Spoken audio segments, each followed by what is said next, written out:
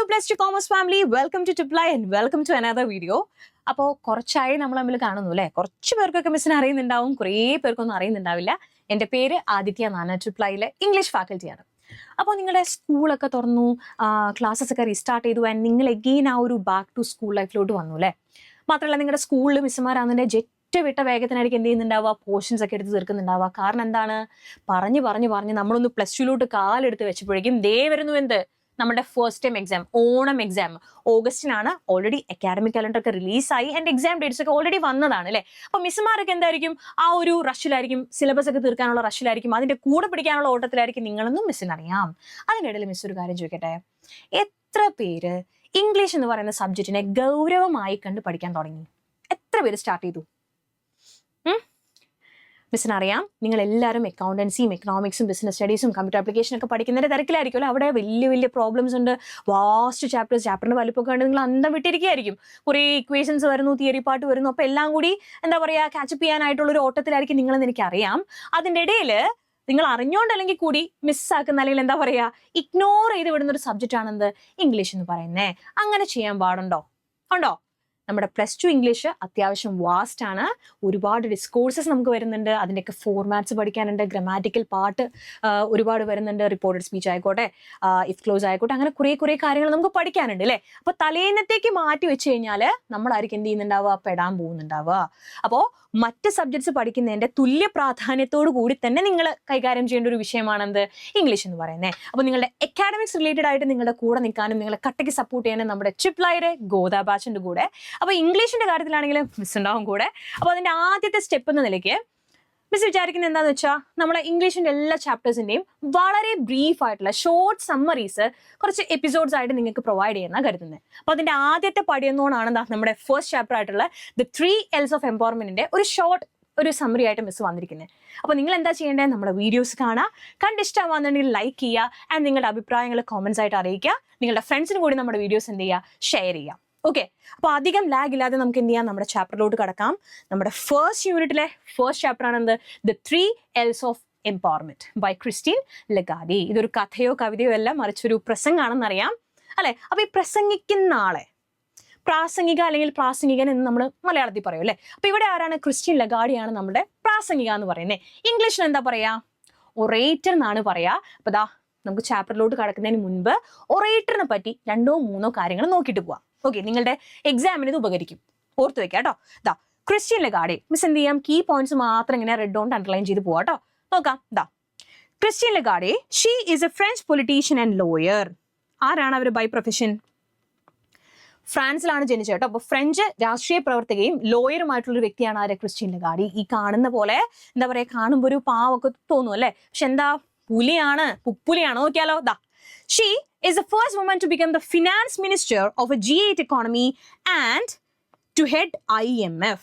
എന്താ പറഞ്ഞത്, G8 എക്കോണമിയുടെ finance മിനിസ്റ്ററായ ആദ്യ വനിതയാണ് ആര് ക്രിസ്റ്റീൻ ലഗാർഡി എന്ന് പറയുന്നത്. ആൻഡ് മാത്രമല്ല, ഇന്റർനാഷണൽ മോണിറ്ററി ഫണ്ട്, അതാണ് IMF എന്ന് പറയുന്നത്.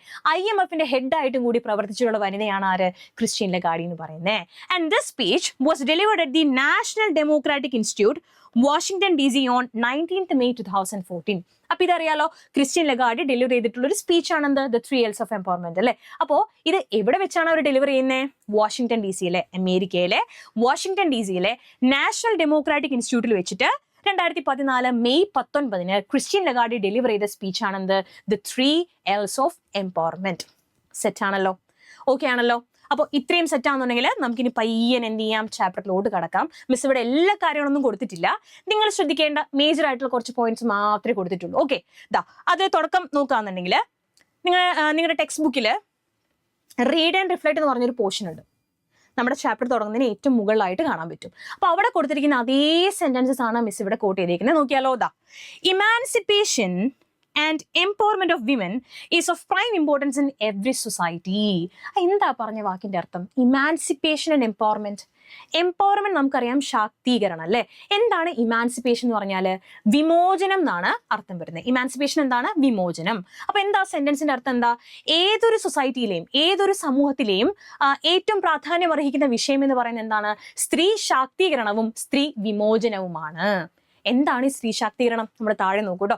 സ്ത്രീ വിമോചനം എന്ന് പറഞ്ഞാൽ എന്താ, ഇപ്പോൾ നമ്മൾ നമ്മളിപ്പോൾ 21st സെഞ്ചുറിയിലാണെങ്കിൽ കൂടി ഒരു പാട്രിയാർക്കൽ സൊസൈറ്റിയിലാണ് അല്ലെ, ഒരു പുരുഷ മേധാവിത്വമുള്ള മെയിൽ ഡോമിനേറ്റഡ് സൊസൈറ്റിയിലാണ് നമ്മൾ ജീവിക്കുന്നത്. അതായത് സ്ത്രീയെയും പുരുഷനെയും രണ്ട് തരത്തിൽ കാണുന്ന കാഴ്ചപ്പാടോടുകൂടി സമീപിക്കുന്ന ഒരു സമൂഹത്തിലാണ് നമ്മളിപ്പോൾ ജീവിക്കുന്നത്. അപ്പൊ അവിടെ സ്ത്രീകൾക്ക് എന്താ ഒരുപാട് റെസ്ട്രിക്ഷൻസ് ഉണ്ട് അല്ലെ, ഒരുപാട് എന്താ പറയാ, ഒരുപാട് ചങ്ങലകൾക്കുള്ളിൽ ബന്ധിക്കപ്പെട്ടവളാണ് സ്ത്രീ എന്നൊക്കെ നമ്മൾ കേട്ടിട്ടുണ്ടല്ലോ.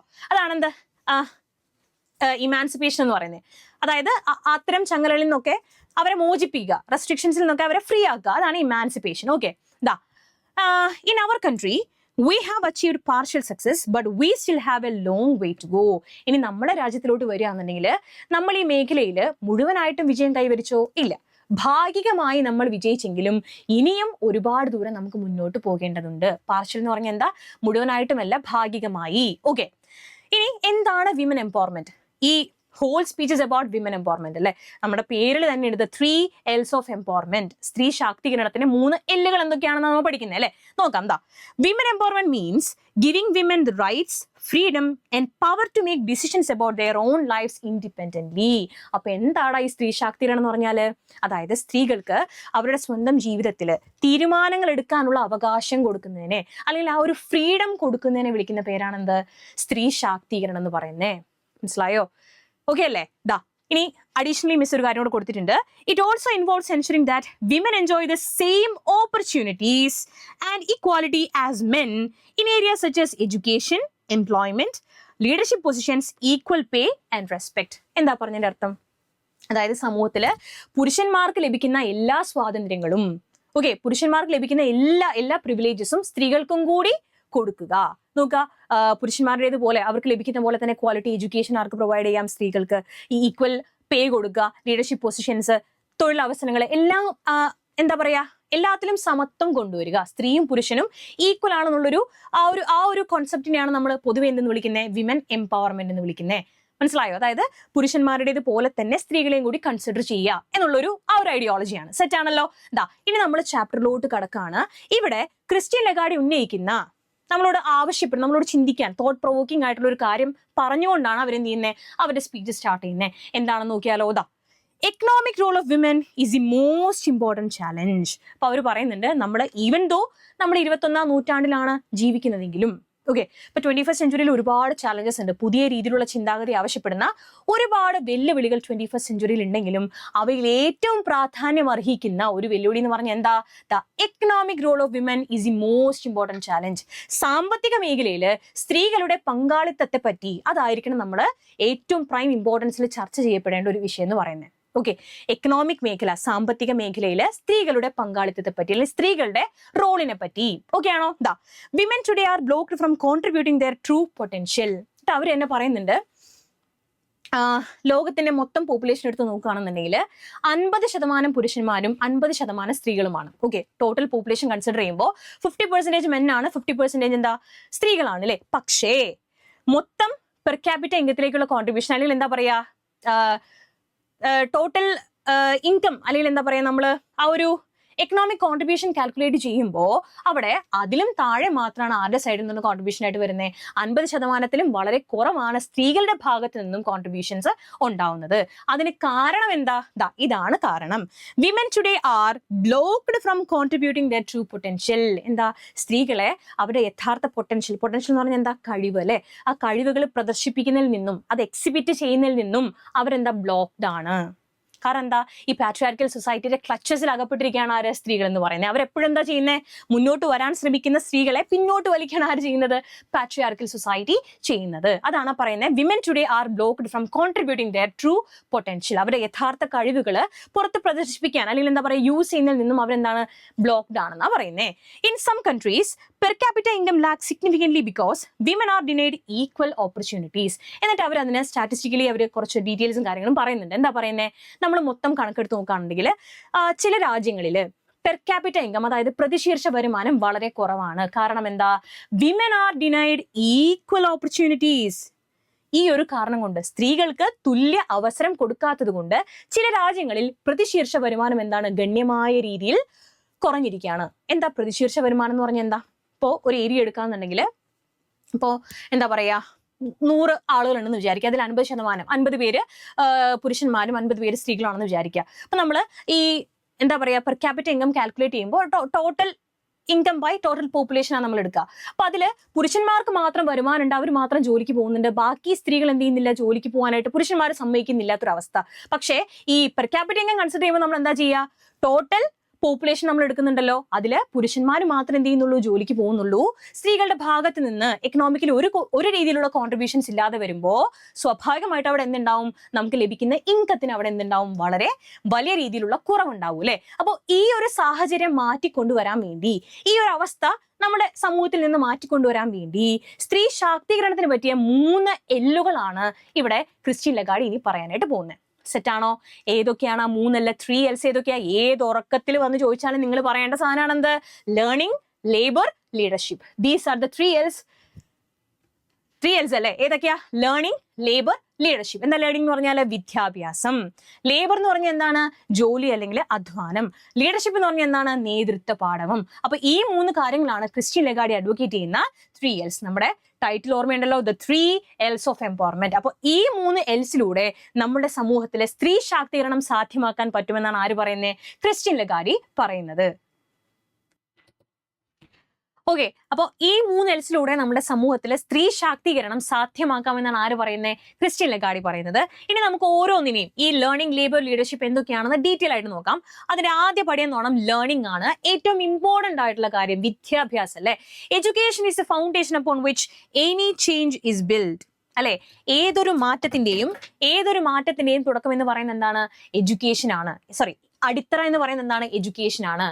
ഓക്കെ, ശരിയാണ് അല്ലെ. നമ്മൾ സമൂഹത്തിൽ എന്ത് നല്ല മാറ്റം വന്നാലും അതിൻ്റെയൊക്കെ അടിത്തറ അല്ലെങ്കിൽ ആധാരം എന്ന് പറയുന്നത് എന്താണ്? എഡ്യൂക്കേഷൻ ആണ്. വിദ്യാഭ്യാസം നേടുന്ന ആളുകൾക്ക് എന്താ കുറച്ചുകൂടി എൻഹാൻസ്ഡ് ആയിട്ട് എന്താ പറയാ നല്ല രീതിക്ക് ചിന്തിക്കാനും അവരുടെ തന്നെ അറിവുകളെ എന്താ പറയാ അവകാശങ്ങളെ പറ്റി ബോധവാന്മാരായിരിക്കും. ആൻഡ് എന്താ പറയാ കുറച്ചുകൂടി മെച്ചപ്പെട്ട ജീവിത സാഹചര്യമൊക്കെ ഉണ്ടാക്കി കൊണ്ടുവരാനായിട്ട് നമ്മൾ എന്ത് ഹെൽപ്പ് ചെയ്യും? വിദ്യാഭ്യാസം നല്ല രീതിയിൽ ഹെൽപ്പ് ചെയ്യും അല്ലെ. It helps women to break the shackles of exclusion. എന്താ പറയുന്നേ? ഒഴിവാക്കലുകളുടെ ആ ഒരു ചങ്ങല ഭേദിക്കാനായിട്ട് സ്ത്രീകളെ എന്ത് ഹെൽപ്പ് ചെയ്യുന്ന പറയുന്നത്? വിദ്യാഭ്യാസം ഹെൽപ്പ് ചെയ്യുന്ന പറയുന്നത്. And more over they can help themselves. സ്ത്രീകൾക്ക് അവരെ തന്നെ സ്വയം സഹായിക്കാനും ആ ഒരു ഒഴിവാക്കലുകളുടെയൊക്കെ ചങ്ങലകൾ ഭേദിക്കാനുമായിട്ട് വിദ്യാഭ്യാസം അവരെ സഹായിക്കുന്നു. There is an African adage, if you educate a boy, you train a man. If you educate a girl, you train a village. എന്താ? ഒരു ആഫ്രിക്കൻ അഡേജ് ആണ്, ഒരു പഴഞ്ചൊല്ല്. അഡേജ് എന്നുള്ള വാക്കിന്റെ മീനിങ് എന്താണ്? വൈസ് സേയിങ് അല്ലെങ്കിൽ പ്രോവർബ് അല്ലെങ്കിൽ എന്താ പറയാ പഴഞ്ചൊല്ല് എന്നുള്ളൊരു മീനിങ് ആണ്. അപ്പൊ എന്താ ഇവിടെ പറയുന്നത്? If you educate A boy, നിങ്ങളൊരു ആൺകുട്ടിയെയാണ് നിങ്ങൾ എഡ്യൂക്കേറ്റ് ചെയ്യുന്നതെങ്കിൽ യു ട്രെയിൻ എ മാൻ, നിങ്ങളൊരു പുരുഷനെയാണ് ട്രെയിൻ ചെയ്യുന്നത്. If you educate A girl, മറിച്ച് നിങ്ങളൊരു പെൺകുട്ടിയാണ് നിങ്ങൾ എഡ്യൂക്കേറ്റ് ചെയ്യുന്നതെങ്കിൽ യു ട്രെയിൻ എ വില്ലേജ്, നിങ്ങളൊരു ഗ്രാമത്തെ തന്നെയാണ് ട്രെയിൻ ചെയ്യുന്നത്. എന്താ അങ്ങനെ പറയാനുള്ള കാരണം? നമുക്കറിയാം അല്ലെ. അപ്പൊ നമ്മള് കുഞ്ഞായിരിക്കുമ്പോൾ ഏറ്റവും കൂടുതൽ സമയം നമ്മൾ സ്പെൻഡ് ചെയ്യുന്ന ആരുടെ കൂടെയാണ്? നമ്മുടെ അമ്മമാരുടെ കൂടെയാണ് അല്ലെ.